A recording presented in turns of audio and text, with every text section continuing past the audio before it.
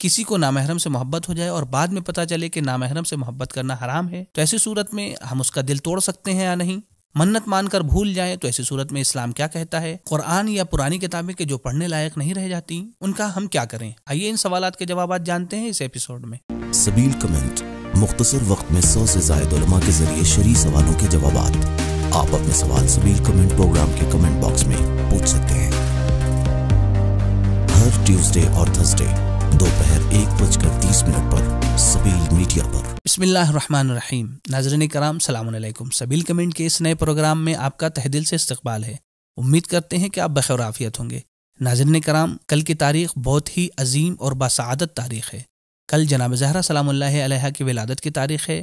اس عظیم اور پرمسرت موقع پر آپ کی خدمت میں اور اپنے زمانے کے امام کی خدمت میں مبارکباد پیش کرتے ہیں۔ ناظرین کرام، 20 جمادی الثانی کی تاریخ وہ تاریخ ہے جسے اسلامک وومنس ڈے کے نام سے یاد کیا جاتا ہے، جس دن ہماری ذمہ داری یہ ہے کہ ہم دنیا کو یہ بتائیں کہ اسلام کی نگاہ میں عورت کا مرتبہ، خواتین کا مرتبہ کتنا بلند ہے، اور اس دن ہماری ذمہ داری یہ ہے کہ سیرت جناب زہرا سلام اللہ علیہا کو زیادہ سے زیادہ عام کرنے کی کوشش کریں۔ تو دوستو، اپنے پروگرام کو شروع کرتے ہیں امام زمانہ عجل اللہ تعالی فرجہ الشریف کی ایک حدیث کے ذریعے سے۔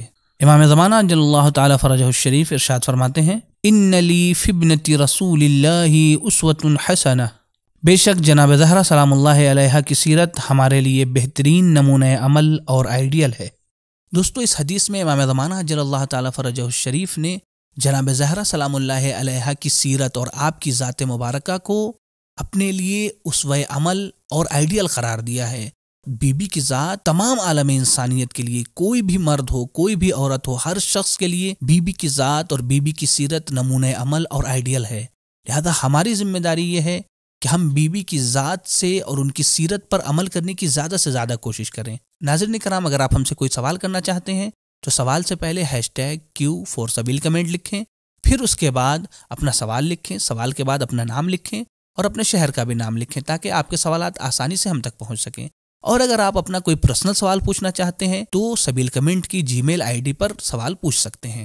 میرا سوال یہ ہے کہ گناہ کے بعد توبہ کرتا ہوں کہ دوبارہ گناہ نہیں کروں گا، لیکن پھر بھی گناہ ہو جاتا ہے، تو ایسی صورت میں ہم کیا کریں؟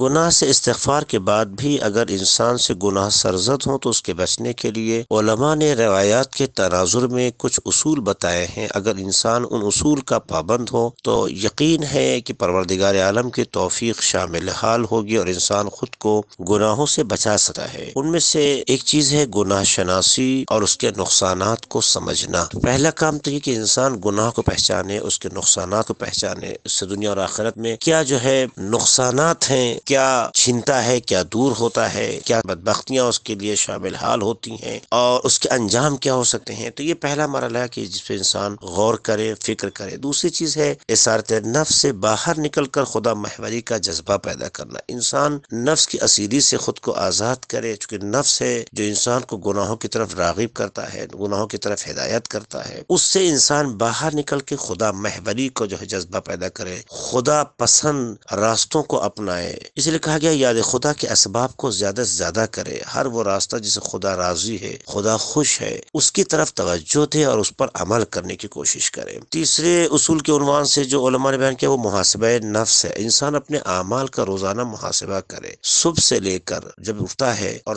رات میں جب سوتا ہے، اس کے درمیان جتنے اعمال اس سے سرزد ہوئے انسان خود اسے کوڈ کرے۔ کوڈ کرنے کے بعد ایک تجزیہ کرے، اس میں صحیح کیا تھا، غلط کیا تھا، خدا پسند کیا تھا، خدا کی ناراضگی کس میں تھی، اور جو صحیح ہے اس پر انشاءاللہ اصرار کا عزم کرے اور جو غلط تھا اس پر استغفار کرے۔ محاسبہ نفس ایک آئینہ ہے انسان کے لیے کہ جس کی بنیاد پر انسان خود کو گناہوں سے روک سکتا ہے۔ اس کے علاوہ موت اور قیامت کو زیادہ سے زیادہ یاد رکھنا اور مد نظر رکھنا، چونکہ موت اور قیامت کا تصور انسان کو گناہ کے دلدل میں پھنسنے یا گناہ کی طرف رغبت پیدا کرنے سے روکتے ہیں۔ تو یہ وہ تصور ہے جس سے پتہ چلتا ہے کہ انسان کے عاقبت و انجام کیا ہوں گے۔ لہذا انسان موت اور قیامت کو مد نظر رکھے اور اسے یاد کرے. اگر یہ یاد کرتا ہے تو انسان خود کو گناہوں سے بچا لے گا. لہٰذا ایسے کام کے لیے ضروری ہے کہ انسان اپنی فکر کو گناہ سے پاک کرے. کیوں؟ کیونکہ فکر گناہ انسان میں شوق گناہ پیدا کرے، اور جب شوق گناہ پیدا ہوتا ہے تو انسان میں اگلا مرحلہ قصد گناہ کا پیدا ہوتا ہے. جب قصد گناہ ہوتا ہے تو پھر انسان اسے کو عملی طور پر پریکٹیکلی طور پر انجام دیتا ہے. اس لیے ضروری ہے کہ سب سے پہلے انسان اپنی فکر کی اصلاح کرے، تاکہ فکر جب صحیح ہو جائے تو جب شوق پیدا نہیں ہوگا پھر قصد نہیں آئے گا. جب قصد نہیں آئے گا تو انسان گناہ نہیں کرے گا، عملی طور پر گناہ نہیں ہوگا. تو اب ہماری ذمہ داری یہ بنتی ہے کہ جب ہم استغفار کریں اللہ کے بارگاہ میں تو ظاہری استغفار نہ ہو، واقعی استغفار ہو. ظاہری استغفار تو یہ ہوتا ہے کہ کان پکڑ لیا استغفر اللہ کہہ دیا. واقعی استغفار کی ارادہ جدی انسان کے اندر ہو. اور اس سے بچنے کا بہترین طریقہ یہ ہوتا ہے کہ اپنے ہم نشینی، اپنے اطراف کے ماحول کو دیکھے کہ آیا وہ دین کے اصولوں پر ہے یا نہیں ہے. نہیں ہے تو اسے پرہیز کرے. ایسے کھانے جو مشکوک ہیں اسے گریز کرے. انسان اگر اسے بچتا رہے اور یہ چاروں اصول جو بیان کیے گئے ہیں اس کا پابند ہو جائے تو یقین ہے اور اطمینان ہے کہ پروردگار عالم کی توفیق شامل حال ہوگی اور انسان خود کو گناہوں سے بچا سکتا ہے. مجھے ایک لڑکی سے محبت ہو گئی اور جب سے مجھے معلوم ہوا کہ نامحرم سے محبت کرنا حرام ہے تو میں اسے چھوڑنا چاہتا ہوں، لیکن اس کا دل ٹوٹ جائے گا. ایسی صورت میں ہم کیا کریں؟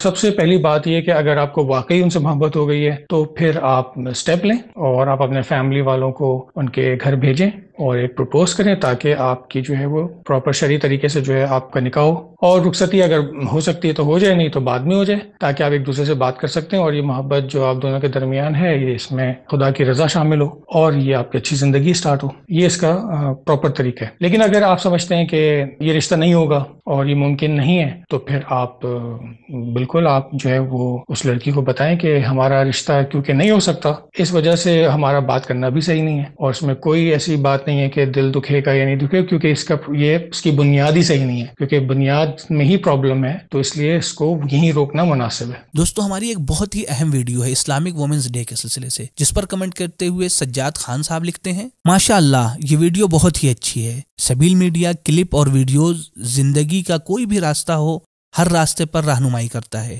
میرے پاس الفاظ نہیں ہیں اس کی تعریف کے لیے. Great work. تو دوستو ہماری آپ سے گزارش ہے کہ آپ اس ویڈیو کو ضرور دیکھیں اور اپنے دوستوں کے ساتھ بھی شیئر کریں تاکہ اس کار خیر میں آپ بھی شریک ہو سکیں. روز ولادت فاطمه زهرا سلام الله علیها جا داره که حد زن مسلمان رو درست تشخیص بدیم. درباره زن مسلمان روز زن و روز مادر امروز رو نامگذاری کردن. خیلی خوبه، خیلی خیلی.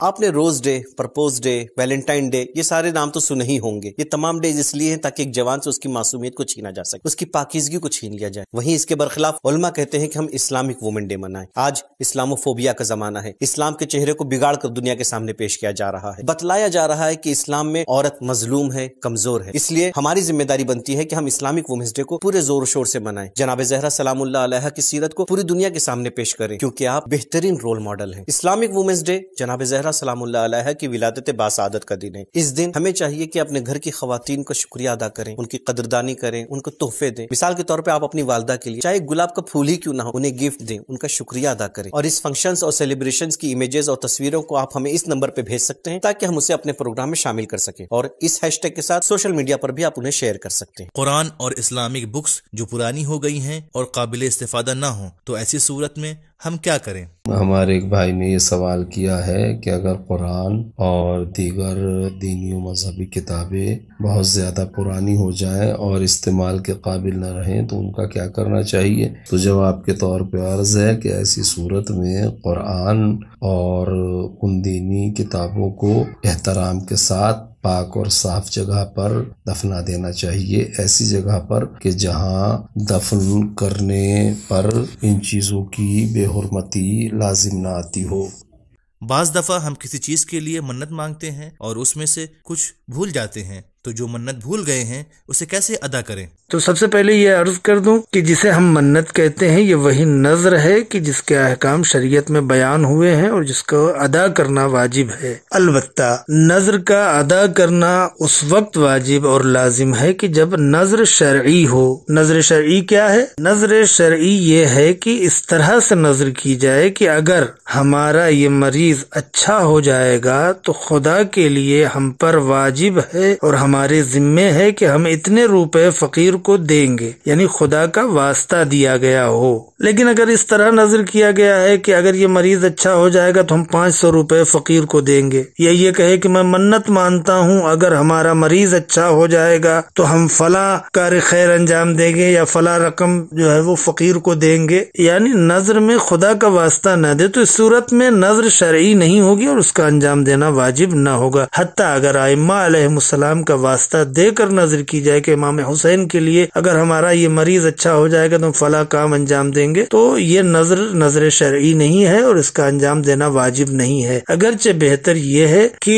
اس طریقے کی نظر کو بھی ادا کیا جائے۔ ہمارے ہاں اکثر نظر یا جو منت ہم کہتے ہیں یہ غیر شرعی ہوتی ہیں، یعنی شرعی نہیں ہوتی، یعنی ان کو انجام دینا واجب نہیں ہوتا ہے، کیونکہ جو ہے وہ اللہ کا واسطہ دے کر جو شرعی نظر ہے اس طریقے سے نظر نہیں مانی جاتی ہے۔ اس کے لیے عربی میں خاص صیغہ للہ علیہ کر کے جو ہے وہ منت مانی جائے تو نظر جو ہے وہ نظر شرعی ہوتی ہے۔ بہرحال جیسا کہ سوال کیا گیا ہے کہ کچھ نظر بھول گئے ہیں تو کیسے ادا ہوگی، تو بھائی بھول جانے اور یاد نہ آنے کی صورت میں انسان پر کوئی تکلیف نہیں ہے۔ ہاں اگر نظر یاد ہے لیکن مقدار نظر بھول گئے ہیں کہ 1000 روپیہ دینا تھا یا 2000 روپیہ ادا کرنا تھا، تو اس صورت میں حد اقل رقم جو ہے وہ کافی ہے، آپ جو اس کو ادا کر دیں وہی کافی ہے۔ لیکن اگر دو الگ الگ چیزوں میں مردد ہو انسان کہ نہیں معلوم نماز یا پیسے کے لیے کیا منت مانی تھی کہ نماز پڑھیں گے یا پیسہ ادا کریں گے، تو اس صورت میں فقہا کا کہنا یہ کہ احتیاطاً دونوں کو انجام دے۔